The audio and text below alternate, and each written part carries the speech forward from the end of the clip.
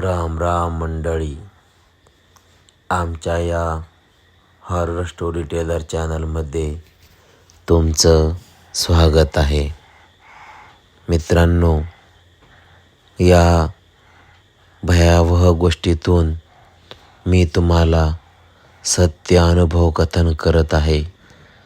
आजची गोष्ट माझा मित्र संतोष याच्याबरोबर घडलेली आहे.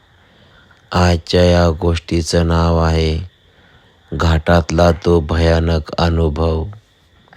मित्रांनो, आपण रात्रीचा प्रवास करतो, पण जुन्या लोकांनी आपल्याला बऱ्याच गोष्टी समजावून सांगितलेल्या असतात की रात्री प्रवास करताना आपण कसं करायचं असतो ते.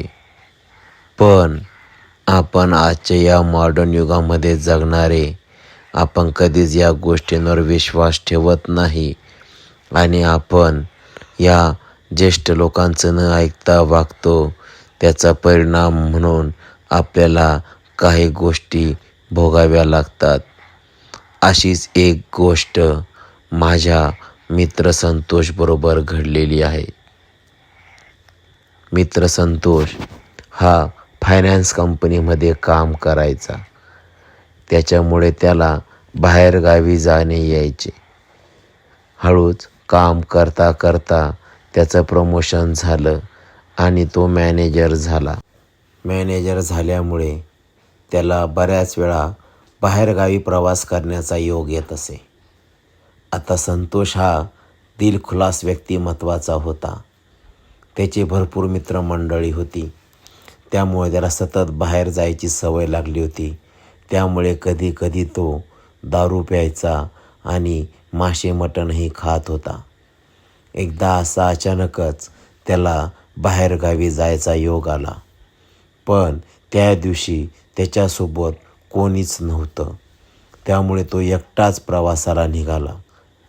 त्याने प्रवास करत त्याच्या कामाच्या ठिकाणी तो पोहोचला. काम करत असताना त्याला बराच उशीर झाला आणि रात्री तो यायला निघाला. त्याला नियमित दारू प्यायची सवय असल्याने त्याचे पाय हळूच एका बिअर बारकडे वळाले.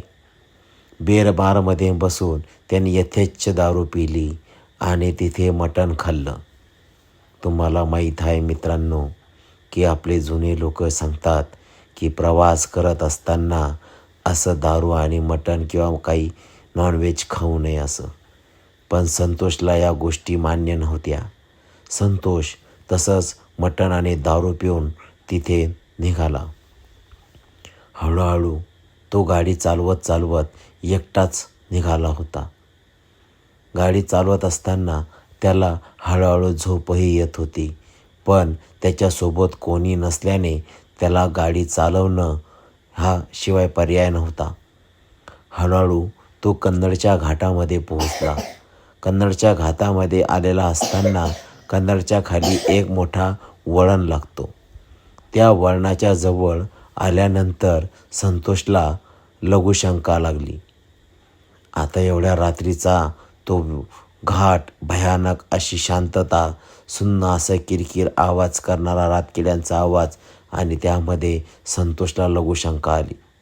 संतोषने कोणताही विचार न करता त्या घाटाच्या त्या टणाजवळ आपली गाडी थांबवली आणि रस्त्याच्या कडेला तो लघवीला उतरला.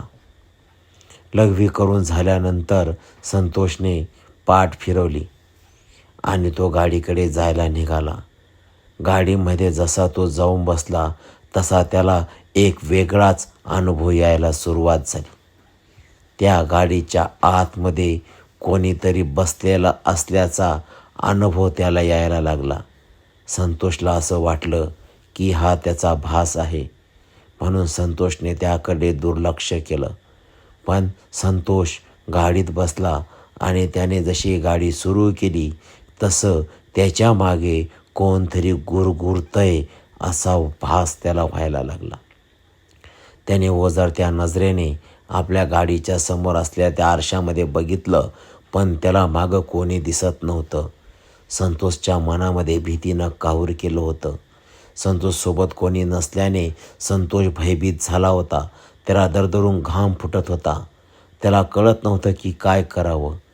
पण ती एक अनोळखी सावली त्याच्या गाडीमध्ये येऊन बसलेली होती हे त्याला जाणवायला लागलं.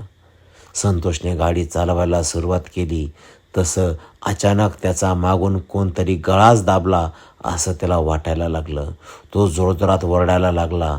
त्याने फटकन गाडी थांबवली आणि तो गाडीच्या खाली उतरला. त्याला कळेना की काय होत आहे त्याच्यासोबत. त्याला समजत नव्हतं की हे नेमकं काय आहे. त्याने त्याचा मोबाईल काढला. मोबाईलवर त्याने एक नंबर डायल केला, पण रेंज नसल्याने त्याचा मोबाईल काही लागत नव्हता. तो अचानक एवढ्या मोठ्या भयानक प्रसंगामध्ये सापडला होता. रात्रीचे जवळजवळ 1 वाजत आले होते. त्याला सुचेना की आता काय करावं आणि घाट जसा शांत होता. घाटामध्ये गाड्यांची वर्दळ रात्रीच्या वेळेस कमी झालेली होती आणि एखादी गाडी जरी आली तरी संतोषला बघून ती गाडी पुढे निघून जात होती. कारण की रात्रीची घाटामध्ये गाडी थांबवणं म्हणजे लोकांना धोका वाटतो, म्हणून संतोषच्या मदतीला सुद्धा कोणी थांबत नव्हतं. शेवटी संतोषनी पुन्हा त्याची गाडी सुरू केली आणि गाडी चालवत तो निघाला. जसा तो गाडीत बसला तसा त्याला पुन्हा तो सेम अनुभव आला. पुन्हा त्याचा कोणतरी गळा दाबला आणि एक वेगळाच गुरगुरण्याचा आवाज त्याच्या कानामध्ये येत होता. संतोषला तो किळसवाणा आवाज ऐकून भयभीत होत होता.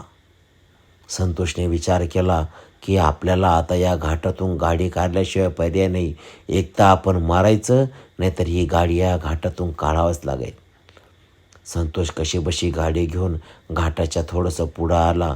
त्याच्या मोबाईलला रेंज आली. तो फटकन गाडीच्या खाली उतरला आणि त्याच्या मोबाईलवर त्याने त्याच्या मित्रांना फोन केला. तो मित्रांना ओरडून सांगायला लागला की मला लवकर घ्यायला या, माझ्याबरोबर काहीतरी विचित्र घडत आहे. त्याचे मित्र त्याला म्हणायला लागले की तू दारू पिला आहे का? संतोष म्हणाला, हो, मी जरी दारू पिलो असलो पण मी जे सांगतोय ते खरं आहे. माझ्याबरोबर काहीतरी विचित्र घडत आहे.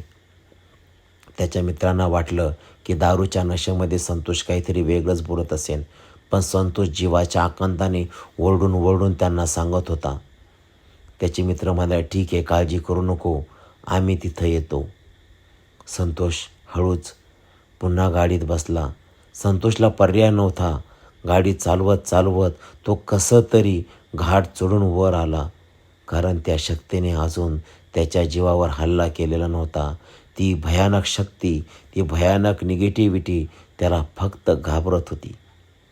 तो कसा बसा कन्नडच्या आसपास येऊन पोचला. त्याचे मित्र रस्त्यामध्ये त्याची वाट पाहत होते.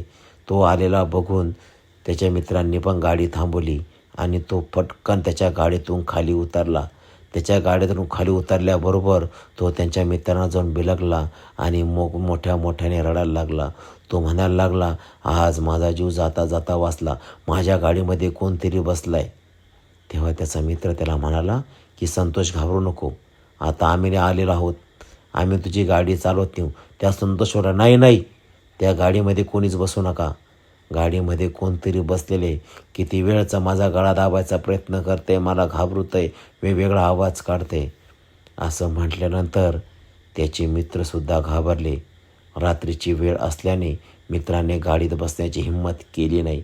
त्यांनी संतोषला त्याच्यासोबत त्यांच्या गाडीत ते घेऊन गेले आणि ती गाडी तिथेच लॉक करून त्यांनी सोडून दिली. मित्रांनो, असा अनुभव बऱ्याच अशा लोकांना आलेला आहे. आपण जर रात्रीचा प्रवास करत असू तर रात्रीचं नॉनव्हेज खाणं आणि दारू पिणं आपण टाळलं पाहिजे प्रवासामध्ये. नाहीतर एखादी अभद्र शक्ती आपल्याला तिचा शिकार बनवण्याचा प्रयत्न करते. म्हणून मित्रांनो, तुम्हीही अशा अनुभवातून काहीतरी शिकायला पाहिजे आणि अशा अनुभव मी तुमच्यासाठी नक्कीच घेऊन येत आहे. म्हणून आमच्या या चॅनलला नक्कीच लाईक करा, सबस्क्राईब करा. शुभरात्री.